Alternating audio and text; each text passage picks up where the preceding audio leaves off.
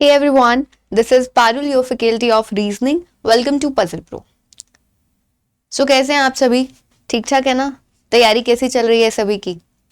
I hope बढ़िया चल रही होगी मेरे साथ। अगर आप मेरे साथ इस चैनल पर जुड़े हुए हैं तो आपको बहुत सारा कंटेंट मिलने वाला है। चेकलिस्ट का अपडेट मैं आप सभी को दे चुकी हूँ कि इस दिवाली से आपको चेकलिस्ट मिलने वाली है।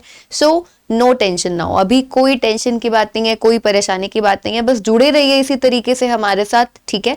जितने भी स्टूडेंट्स नए हैं इस चैनल पर सब्सक्राइब कर दे, ठीक है। अगर आपको सेशन अच्छा लगता है, मैं ये नहीं कहती अभी कर दो, सेशन अच्छा लगता है, देखोगे ना अभी आगे सेशन, क्वेश्चन देखोगे किस तरीके से मैम ने समझाया, अच्छा लगता है तो सेशन को लाइक जरूर कर देना, ठीक है। चलो, तो अभी हम लोग क्या कर रहे हैं, हमने क्रैकर सीरीज स्टार्ट किया था एसबीआई पीओ के लिए।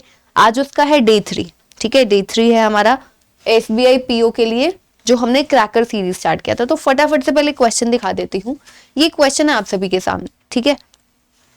जो क्वेश्चन है उसकी खास बात क्या है, देखो मैं आपको हमेशा बताती हूँ ना कि जो मैं क्वेश्चंस लेकर आती हूँ अच्छे लेवल के लेकर आती हूँ क्वालिटी वाइज। तो पहला क्रैकर सीरीज का डे 1 और डे 2 उसके जो क्वेश्चंस थे वो बहुत अच्छे लेवल के थे, यानी कि आपके पेपर में जैसे पूछे जाते हैं उससे अच्छे लेवल के, यानी कि उससे आसान पूछे जाएंगे। लेकिन आज के जो क्वेश्चन है वो एग्जैक्टली आपके वैसे क्वेश्चन है जैसे पेपर में पूछे जाते हैं, ठीक है। हमें हमेशा हर तरीके से तैयारी करनी है, अच्छे लेवल की, बहुत अच्छे लेवल की भी करनी है, और जैसा पेपर आपके पेपर में एक्चुअली पूछा जाता है उसकी भी तैयारी करनी जरूरी है। तो इसीलिए मैं हमेशा आपको सेशन स्टार्ट होने से पहले ये चीज बता दिया करूंगी कि आज के जो क्वेश्चन है वो किस लेवल के हैं। तो डे 1 डे 2 दोनों ही बहुत अच्छे लेवल के क्वेश्चन थे। आज वाले भी क्वेश्चन अच्छे हैं लेकिन पेपर में ऐसे ही पूछे जाएंगे। डे 1 डे 2 वाले कैसे क्वेश्चंस हैं जो कि आपके पेपर में नहीं, मतलब पेपर में जैसे पूछे जाते हैं उससे थोड़े से हाई लेवल के क्वेश्चंस थे। चलो, तो अभी ये क्वेश्चन है आप सभी के सामने। आई होप कि सभी ने स्क्रीनशॉट ले लिया होगा, हिंदी वाले स्टूडेंट्स ने। तो अब हम लोग बनाते हैं इस क्वेश्चन को। देखो क्या कहता है, 12 पीपल, 12 लोग हैं, सिटिंग इन 2 पैरेलल रोज। तो हमें पता चल गया पैरेलल रो वाला ये क्वेश्चन है, ठीक है। पैरेलल रो वाला क्वेश्चन है। तो 12 people are sitting in 2 parallel rows containing 6 people each in such a way that there is equal distance between, ठीक है, adjacent persons. रो 1 में T U V W X Y ये बैठते हैं, not necessarily same order, and all of them are facing south, ठीक है। सभी के सभी ये जो लोग हैं साउथ फेसिंग है, बना लेते हैं।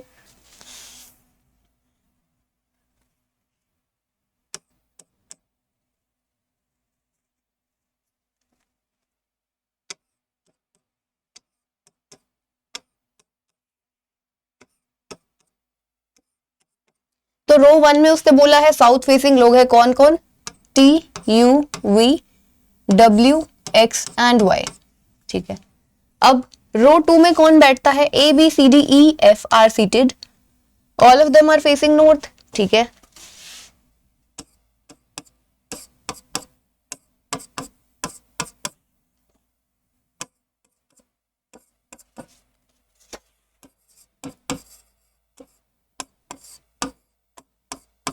ठीक है, ये हमने बना लिया है। यहाँ पर पैरेलल रो वाला क्वेश्चन है, ये जो लोग हैं एक दूसरे को फेस करते हैं, आगे दिया भी होगा, देखो therefore in the given seating arrangement each member seated in a row faces another member of other row, ठीक है। एक इस तरीके से वो फेस करते हैं। नाम मेंशन करना पहले बता रही हूँ जरूरी होता है, आपको आसानी रहती है, क्योंकि अभी जब आगे वो आपको इन्फॉर्मेशन देगा तो आप बार बार ढूंढोगे कि अच्छा रो 1 में ये थे और रो 2 में ये थे, ठीक है। इसीलिए ध्यान रखना है हमेशा, नामों को यहाँ पर जो भी आपके नेम्स होते हैं उनको साइड में नोट कर लिया करो। चलो, अब हम लोग बढ़ते हैं हमारे क्वेश्चन की तरफ, ठीक है। चलो, कहता है V sits second from one of the extreme ends of the row. V कहां पर बैठता है, second from one of the extreme ends of the row. V बैठता है एक्सट्रीम एंड से सेकंड पोजीशन पर। V ने कहां पर आना है, मैंने साइड में नोट किया हुआ है, तो मुझे तो बहुत आसानी होगी क्वेश्चन को सॉल्व करने में। अब आपका V कहां पर आ सकता है, देखो आपका V आएगा यहां पर और आपका V आएगा यहां पर। दो केसेस बनेंगे, एक मैं अंदर सॉल्व करूंगी, एक को मैं बाहर सॉल्व करूंगी। आई होप कि आप सभी को नजर आ रहा होगा क्लियरली, ठीक है। चलो, तो V के लिए दो पोजीशंस आ चुकी हैं, क्योंकि एक बार राइट हैंड से और लेफ्ट हैंड से इस तरीके से देखेंगे ना, क्योंकि उसने ये तो मेंशन नहीं किया कि राइट हैंड से सेकंड पोजीशन पर है, या फिर लेफ्ट एक्सट्रीम एंड से। चलो आगे, only 3 people sit between the one who faces V and E. जो पर्सन वी को फेस करता है और ई के बीच में 3 लोग हैं, ठीक है। सो वी को फेस करने वाला, अंदर वाले केस की बात करते हैं, वी को फेस करने वाला ये पर्सन है 1 2 3। ई आपका कहां पर आ जाएगा, यहां पर इस एक्सट्रीम एंड पर। उस वाले बाहर वाले केस की बात करें, वी को फेस करने वाला पर्सन है ये, तो ई आपका यहां पर आ जाएगा 1 2 3 के गैप के बाद में, क्योंकि वी को फेस करने वाला है ये। चलो इतना हुआ, आसान लग रहा है। As many people sit to the left of E as to the right of B. E के लेफ्ट पर उतने ही लोग हैं जितने की B के राइट पर। तो अगर आपका E एक एंड पर है तो डेफिनेटली B आपका यहाँ आने वाला है, और इस वाले केस में B आपका यहाँ पर आने वाला है, ठीक है। आगे, T sits second to the right of X. T जो है X के सेकंड राइट पर है, ठीक है। T जो है आपका वो X के सेकंड राइट पर है। अब T और X ने कहां पर आना है, यहां पर, यानी कि इस रो में। तो T जो है कहां पर है आपका, X के सेकंड राइट पर। तो इसका मतलब कुछ ऐसा होगा, X एक छोड़कर T आएगा, क्योंकि X के सेकंड राइट पर T है और ये साउथ फेसिंग वाली रो में है T और X दोनों। तो X के सेकंड राइट पर T ऐसा आएगा। चलो आगे, neither X NOR T is an immediate neighbour of V। X और T में से कोई भी V का इमीडिएट नेबर नहीं है। X और T में से कोई भी V का इमीडिएट नेबर नहीं है, ठीक है। तो अगर हम अंदर वाले केस की बात करें, V यहां पर है, ना तो X यहां पर आ सकता, दोनों जगह पर ना ही T आ सकता। तो X एक छोड़कर T, ऐसा बनाना है ना हमें, देखो ऐसा बनाना है। X एक छोड़कर T, X यहां पर आया, एक छोड़कर T को हम नहीं बना सकते, क्योंकि V के इमीडिएट नेबर ना तो X है ना ही T है। तो एक ही केस बन रहा है हमारे पास, ये X एक छोड़कर T। अगर इसी तरीके से हम बाहर वाले केस की बात करें, आपका X ना तो यहाँ आ सकता ना यहाँ आ सकता, आपके X के लिए एक ही जगह है, X यहाँ पर एक छोड़कर T यहाँ पर। सॉर्टेड, बन गया, अभी तक हमारा बन रहा है। चलो अभी आगे चलते हैं हम लोग, हटा देते हैं इसको। कहता है the one who faces A sits on the immediate right of T। जो पर्सन A को फेस करता है वो T के इमीडिएट राइट पर है, जो पर्सन A को फेस करता है, ठीक है। तो जरा देखो, T के इमीडिएट राइट पर कौन सा पर्सन है जो कि A को फेस करता है, तो यहां पर T के इमीडिएट राइट पर कौन है जो कि A को फेस करता है। अगर हम बाहर वाले केस को देखें तो T के इमीडिएट राइट पर तो कोई है नहीं, क्योंकि T खुद एक्सट्रीम एंड पर है, यानी कि बाहर वाला केस हो गया हमारा गलत, ये वाला केस तो हो गया भाई हमारा गलत। तो जो करेक्ट वन है वो अंदर वाला है, अभी हम उसको ही सॉल्व करेंगे, ठीक है। चलो अभी आगे, only one person sits between A and F। A और F के बीच में एक ही पर्सन है। तो अगर आपका A यहां पर है तो एक छोड़कर F हमारा यहां पर आ जाएगा। आगे कहता है neither U nor Y faces F। U और Y में से कोई भी F को फेस नहीं करता है। F को कौन नहीं फेस करता, ना तो U आएगा यहाँ पर ना ही Y। तो दैट मीन्स कि U और Y आपके इन दो जगह पर V के इमीडिएट नेबर्स होने वाले हैं U और Y, V के इमीडिएट नेबर्स होने वाले हैं U और Y किसी भी तरीके से, ठीक है, क्योंकि U और Y ने यहां पर नहीं आना, F को नहीं फेस करना है। चलो आगे, neither U nor Y does not sit at the extreme end of the row. एक हमारा लाइन रह गया है बीच में, W faces an immediate neighbour of D। W किसको फेस करता है, D के इमीडिएट नेबर को। अब एक बात देखो, ठीक है, U और Y का हमें पता है, U और Y में से यहाँ पर या तो U यहाँ पर आएगा या यहाँ पर आएगा, Y यहाँ पर आएगा, Y यहाँ पर आएगा, ठीक है। तो V के इमीडिएट नेबर्स होने वाले, U Y यहाँ पर आएगा तो W इकलौता W ही तो बचता है, तो W आपका यहाँ पर नहीं आएगा, W यहाँ पर आ गया। कहता क्या है, W faces immediate neighbour of D। W किसको फेस करता है, W फेस करता है D के इमीडिएट नेबर को। तो D यहाँ पर D का इमीडिएट नेबर F, उसको फेस करता है W। इतना हुआ, इतना हुआ। अब लास्ट में बोला y does not sit at either of the extreme ends। y आपका एक्सट्रीम एंड पर नहीं आता, तो y आपका यहाँ पर, u आपका यहाँ पर, a b c बचता है, c यहाँ पर। लीजिए भाई, क्वेश्चन हो गया है आपका, ठीक है। क्वेश्चन यहाँ पर आपका हो चुका है, आसान था। अभी एक और चीज बताती हूँ, ये जो क्वेश्चन है आपको लग रहा है कि आसान है, यही क्वेश्चन आपके पेपर में पूछा जाएगा तब जब सिर के ऊपर टिक टिक टिक टिक घड़ी चल रही होगी, 20 मिनट का टाइम चल रहा होगा, तब आपको ये वहां पर लगेगा कि नहीं डिफिकल्ट क्वेश्चन है। क्वेश्चंस के जो लेवल आपके पेपर में पूछे जाते हैं वो बहुत ज्यादा डिफिकल्ट नहीं होते हैं, लेकिन आपके पास टाइम की कमी होती है, इस वजह से आप सभी क्वेश्चंस नहीं कर पाते हैं।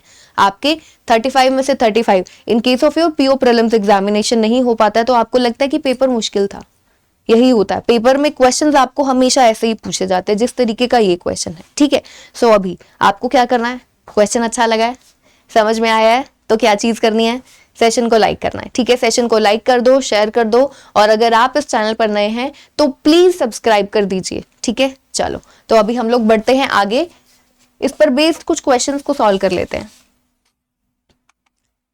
How many people sit between C and the one who faces Y? कितने लोग हैं C and the one who faces Y के बीच में बैठने वाले? तो सी ये रहा, y को फेस करने वाला a, तो c और a के बीच में कितने लोग हैं? कोई भी नहीं है, तो यहां पर आपका a ऑप्शन नॉन करेक्ट है। Who amongst the following faces you? you को कौन फेस करता है? कौन करता है बता दो, कहां बताना है, कमेंट में बता दो। कैसे बताओगे, टाइप ही तो करना है। कमेंट सेक्शन में सभी के सभी स्टूडेंट्स मुझे बताएंगे कि यू को कौन फेस करता है। इस क्वेश्चन का आंसर जरूर दिया करो, जरूर दिया करो, ठीक है। क्यों बोलती हूं ऐसा बार बार, एक टीचर को तसल्ली मिलती है कि हाँ उसके बच्चे पढ़ रहे हैं, ठीक है, इसलिए आंसर दे दिया करो, सभी के सभी स्टूडेंट से गुजारिश है मेरी, ठीक है। चलो तो अभी हम लोग चलते हैं हमारे नेक्स्ट क्वेश्चन की तरफ। नेक्स्ट क्वेश्चन ये रहा, ऑल्सो इंपॉर्टेंट वन, पहले वाले से थोड़ा सा और अच्छा क्वेश्चन है ये। हिंदी वाले स्टूडेंट स्क्रीनशॉट ले लीजिए।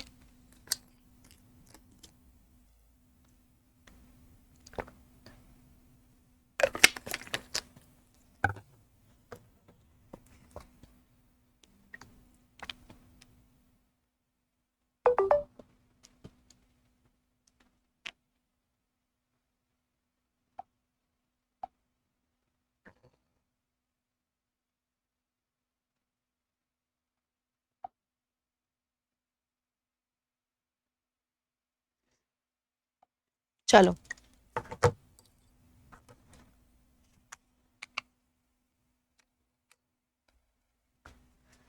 क्या कहते हैं, 7 पर्सन, 7 लोग हैं, नीता, रितु, सिया, रिया, पायल, खुशी, Charu, work in 3 different coaching institutes. ये जो 7 लोग हैं 3 अलग अलग कोचिंग इंस्टीट्यूट्स में पढ़ते हैं, काम करते हैं, ठीक है, काम करते हैं। और कहता है at least 2 in each of the 3 coaching institutes. एक कोचिंग इंस्टीट्यूट में कम से कम 2 लोग तो हैं ही, ठीक है, 2 लोग तो हैं। ईच ऑफ देम टीच, पढ़ाते हैं, each of them teach different subjects, हर एक पर्सन अलग सब्जेक्ट पढ़ाता है। आपको दिए गए हैं सब्जेक्ट्स के नाम, not necessarily in the same order. यहां से आपका क्वेश्चन स्टार्ट है। तो हमारे पास 3 इंस्टीट्यूट्स है, एलन, बायजूस एंड अनअकैडमी। तो ऐसे क्वेश्चंस को कैसे करना, देखो आप ना, इसको तरीका है, पर्सन्स के जो नाम है उसको नोट करोगे, है ना। 7 नाम दिए गए हैं, आप नोट कर सकते हो एक सिंगल लाइन में, नीता, रितु, सिया, रिया, पायल, इस तरीके से। लेकिन जब भी आपको ऐसा क्वेश्चन दिया जाता है तो आपको इस क्वेश्चन को ऐसे सॉल्व करना चाहिए, बहुत जल्दी बन जाता है और आसानी से बन जाता है, बहुत ही आसानी से बन जाता है, ठीक है। सो एलन, बायजूस, अनअकैडमी,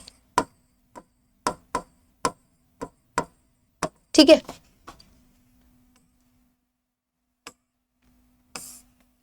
क्या कहता है अब, Nita teach geography and works in the same institute in which Payal works. Nita geography पढ़ाती है और सेम इंस्टीट्यूट में काम करती है जिसमें पायल काम करती है, ठीक है। तो नीता और पायल, पहली बात तो ये समझ में आई कि नीता और पायल दोनों सेम इंस्टीट्यूट में आएंगी, और नीता क्या पढ़ाती है, आपकी जियोग्राफी पढ़ाती है, ठीक है। आगे, Charu teach civics but she does not work in Byju's. Charu Byju's में नहीं है, पहले इसी को ही, Charu is not in Byju's. Charu पढ़ाती क्या है, सिविक्स पढ़ाती है। तो ये तो एक हमारा इंफॉर्मेशन हुआ।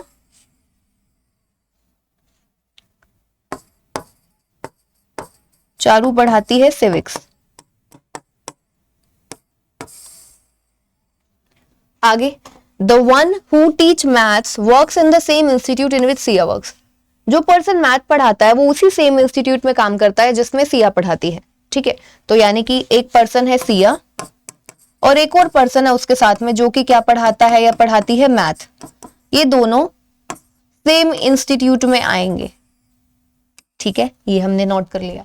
आगे, Ritu works in Unacademy only with the one who teaches reasoning. Ritu Unacademy में काम करती है ओनली विद द वन, सिर्फ और सिर्फ एक ही पर्सन के साथ जो कि रीजनिंग पढ़ाता है। तो रितु अनअकैडमी में पढ़ाती है और जो दूसरा किसके साथ में, एक ऐसे पर्सन के साथ जो कि क्या पढ़ाता है, रीजनिंग पढ़ाता है। ठीक है, तो अनअकैडमी में तो टोटल 2 ही मेंबर्स हैं, इसका कंफर्म हो गया, एक ऋतु है और एक दूसरा रीजनिंग वाला पर्सन आएगा। आगे कहते हैं पायल वर्क्स नाइदर इन अनअकैडमी नोर इन बायजूस। पायल ना तो अनअकैडमी में है ना बायजूस में, ना अनअकैडमी में ना बायजूस में, तो पायल एलएन में है। अब पायल एलएन में है तो पायल और नीता दोनों सेम इंस्टीट्यूट में आएंगे, तो नीता जियोग्राफी पढ़ाती है किसके साथ में, पायल के साथ में। पायल का सब्जेक्ट अभी हमें नहीं पता है, कोई बात नहीं।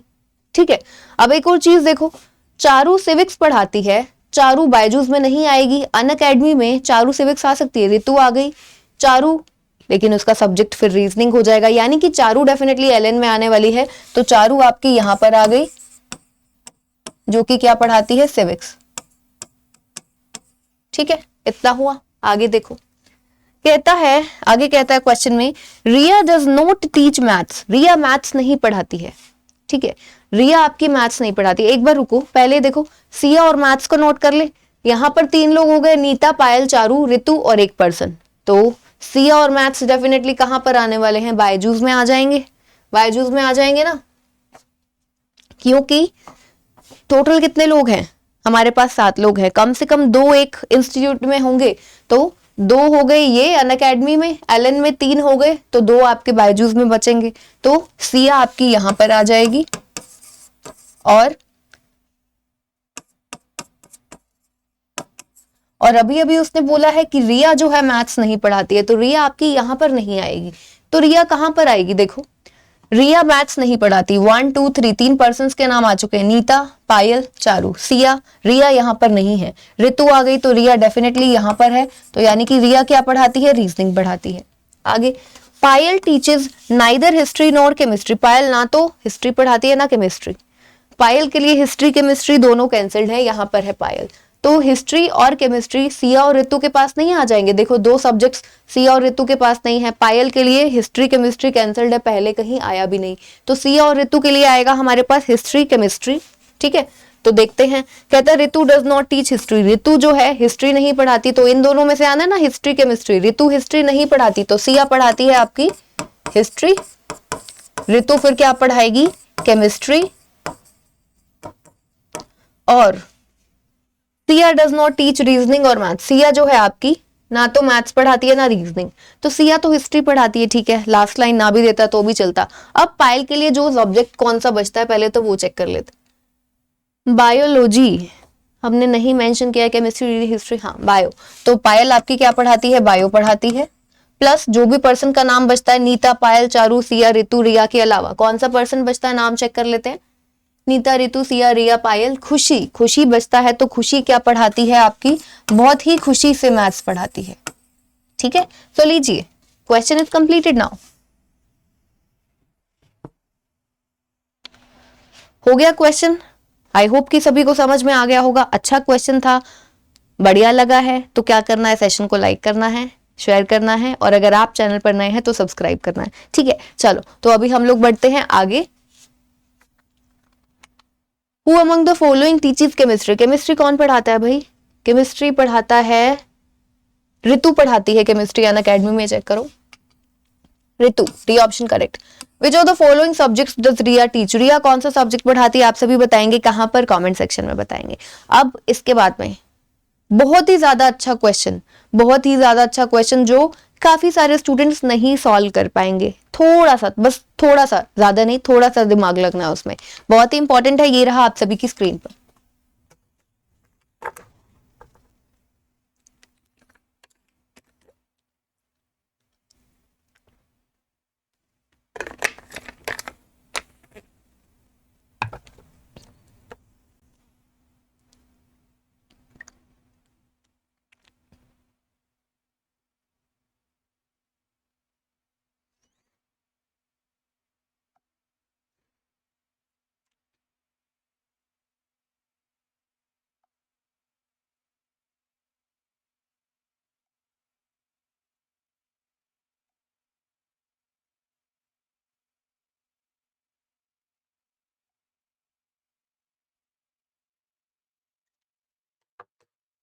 चलिए बनाते हैं अब इस क्वेश्चन को हम। कहते हैं read the given information carefully and answer the questions that follow. There are 10 members, 10 लोग हैं, PQRST VWYXZ in a family. There are 3 generations, ठीक है, 10 लोग हैं एक फैमिली में, टोटल 3 जनरेशंस हैं। There are also 3 married couples in the family, 3 married couples हैं। Equal number of males and females, यानी कि 5 मेल्स और 5 फीमेल्स होने वाले हैं। There are 2 brothers and 2 sisters, 2 भाई और 2 बहनें आपको अलग से, मतलब कि जो आपका फैमिली ट्री फाइनली बनेगा उसमें 2 भाई और 2 बहनें दिखेंगी। ठीक है, चलो आगे। R is the daughter in law of V, R जो है वी की डॉटर इन लॉ है, वी की डॉटर इन लॉ, तो वी की डॉटर इन लॉ है कौन, आर, तो यानी कि वी का बेटा, उसकी वाइफ है R. P is the mother of T, S is the mother of P, क्या कहता है, P T की मदर है, S P की मदर है। P is mother of T, P कौन है, मदर है T की, और आगे क्या बोलता है, S is mother of P, S mother है P की। तो हमने एक तरीके से नोट कर लिया, अभी देखेंगे फाइनली जब क्या कुछ कनेक्ट हो पाएगा, कैसे होगा। P has only one son, P का इकलौता एक बेटा है, P का, उसने बोला हैज ओनली वन सन, एक बेटा है उसका। ठीक है, देखते हैं। Both S and x have only 2, 2 ही बच्चे हैं। Both S and x has only 2 children, S और एक्स दोनों के 2 बच्चे हैं, एस के और एक्स के दोनों के कितने बच्चे हैं, 2 हैं। ठीक है। R is the mother of Q, R mother है किसकी, क्यू की। Y is the son in law of V, Y जो है वो क्या है, वी का सन इन लॉ, वी का सन इन लॉ है वाई, तो वी का एक तो ये बेटा है, ठीक है, तो यानी कि कोई ना कोई उसकी बहन होगी, तभी हम वाई को सन इन लॉ बना पाएंगे ना, वाई को सन इन लॉ बना पाएंगे। एसपी और टी को मैं थोड़ा सा इधर नोट कर लेती हूं।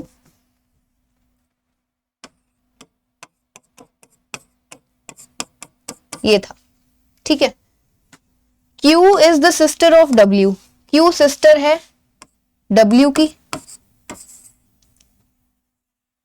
W is the grand daughter of S, W grand daughter है, W ग्रैंड डॉटर है किसकी, S की, तो यहां पर ऐसा हो जाएगा। S कौन है, फीमेल मेंबर है, तो V मेल मेंबर।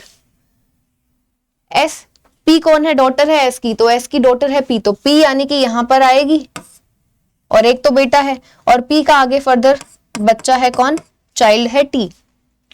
आगे P एंड Y आर मैरिड कपल्स, हमें बताने की जरूरत नहीं है, P और Y मैरिड कपल्स हैं। ठीक है, अब कितने ही पर्सन हुआ, 1 2 3 4 5 6 7 8 9, 9 पर्सन हुआ है, 10वां बाकी है, और एक पर्सन यहां पर भी आएगा। ठीक है, तो S के 2 बच्चे हैं, S के देखो S और X दोनों के 2 चिल्ड्रन हैं, S के 2 चिल्ड्रन, एक ये P और एक उसका भाई, और X के 2 चिल्ड्रन हैं, तो 2 चिल्ड्रन मुझे यहां पर Q और W नजर आ रहे हैं, तो X डेफिनेटली यहां पर नहीं आएगा, X यहां पर आएगा। S के 2 बच्चे हैं X और P, X के 2 बच्चे हैं Q और W। ठीक है, ऐसा ही बनेगा। तो अब हमारा क्वेश्चन हो गया क्या, अच्छा उसने बोला था P has only one son, P has only one son. ठीक है, तो P का T, तो हमारे पास एक पर्सन बचता है, 1 2 3 4 5 6 7 8 9, 9 लोग हुए, कौन सा बचता है, PQRST VWXYZ, Z बचता है, और हमारी क्या बचती है यहां पर,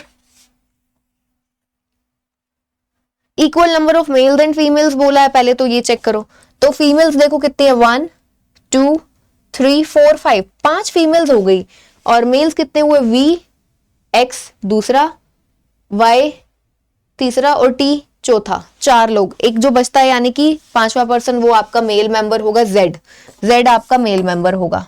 ठीक है, अब Z आपका मेल मेंबर है, लेकिन Z को कहां पर फिट करें, Z मेल मेंबर है, अगर हम T का भाई बनाते तो उन्होंने कहा है कि P का हैज ओनली वन सन, तो बहन फिर भी हम बना सकते थे, लेकिन यहाँ पर उसने स्पेशली मेंशन ही कर दिया हैज ओनली वन सन, तो Z तो आ नहीं सकता, तो Z कहां पर आएगा। अच्छा ये देखो, there are 2 brothers and 2 sisters, 2 भाई हैं 2 बहनें हैं, तो 2 बहनें Q और W नजर आ रही हैं, 2 बहनें, तो 2 भाई X और P भाई बहन हो गए, 2 भाई तो नहीं बन पाए, और X का भाई बना दे अगर, तो नहीं, क्यों? क्योंकि उसने बोला एस के 2 बच्चे हैं, एक्स के भी 2 बच्चे हैं, एस और एक्स दोनों के 2 बच्चे हैं, तो एक्स का भाई भी नहीं बना सकते जेड को, तो वी का भाई बन जाएगा जेड, और ये हो जाएंगे हमारे 2 ब्रदर्स, क्यू और डब्ल्यू 2 सिस्टर्स, जेड और वी 2 ब्रदर्स, ठीक है। और 10 मेंबर्स का जो हमारा फैमिली ट्री है वो यहाँ पर कंप्लीट हो चुका है। आई होप कि आप सभी को समझ में आया होगा, ठीक है। चलो अभी if W is married to U, कहता है अगर W की शादी हुई है U के साथ, कोई एक मेंबर एक्स्ट्रा ऐड किया U, अगर W की शादी U के साथ हुई है तो then how is U related to X, तो U का रिलेशन X के साथ में। अब ये क्वेश्चन तो भाई आप ही बताने वाले हैं, पूरा का पूरा ट्री आपके सामने है, बता सकते हैं ना आप? बताएंगे सभी के सभी स्टूडेंट्स, कहां पर बताएंगे? कॉमेंट सेक्शन में, ठीक है। चलो अभी हम लोग बढ़ते हैं फिर नेक्स्ट क्वेश्चन की तरफ।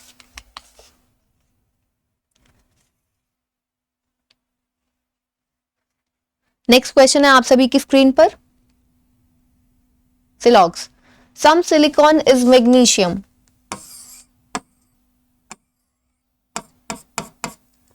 Only a few magnesium is sulphur, यानी कि some magnesium is sulphur and some magnesium is not sulphur, only sulphur is potassium, only sulphur is potassium, यानी कि ऑल पोटेशियम इज सल्फर, आपको ऐसा रिप्रेजेंट करना है और स्टार मार्क कर देना है। इस पोटेशियम का रिलेशन सल्फर के अलावा और किसी के भी साथ नहीं होगा, ठीक है।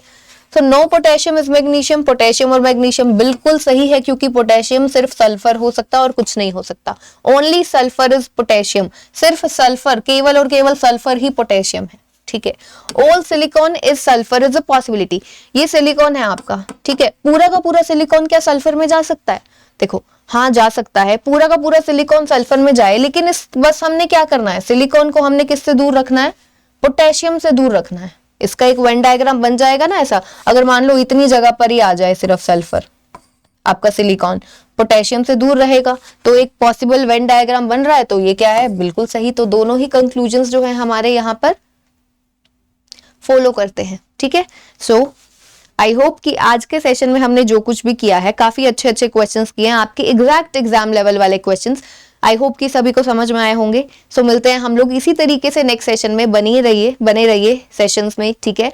ट्रस्ट मी, अगर आप ये सभी सेशंस अच्छे से कर लेंगे, ठीक है, अच्छे से कर लेंगे, तो आपका पेपर डेफिनेटली पास होगा, ठीक है। तो चलिए मिलते हैं फिर नेक्स्ट सेशन में। Take care everyone.